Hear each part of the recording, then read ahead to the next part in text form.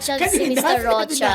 Si Mr. Rocha kasi sa dami ng mga bashing, sa dami ng mga sinasabi sa kanya, mga akusasyon sa kanya, parang hindi niya nakakayanan at parang gusto na nga niyang i-give up o give up niya na nga Totoo ba? ba na ididemanda siya? Parang may nabasa ako ganun. May mga ganong kaso talaga na may mga ganong issue sinasabing idedemanda daw siya. Oh my G! Correct. So, hindi niya nakakayanan yung mga pressure na ganito. Might as well, ibigay na lang niya sa iba. Oh, ito na Diba? nga. Gabalik tayo kay ALB, kay Arnold Vigapria.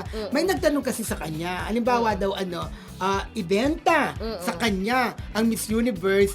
Ang sabi niya, pwede naman daw. Kasi alam naman natin, Mildred, may kaya din naman si Arnold. At marami siyang business partners na mayayaman talaga at kayang-kayang bilhin ng Miss Universe. Pero ang sabi niya, meron kasi siyang organisasyon. Yung Miss Grand International. Magiging conflict. Oo, Miss Grand Philippines International. Sa kanya kasi yun. Pero kung kung bibilhin at may mga kaibigan siya na susuporta sa kanya, kayang-kaya naman.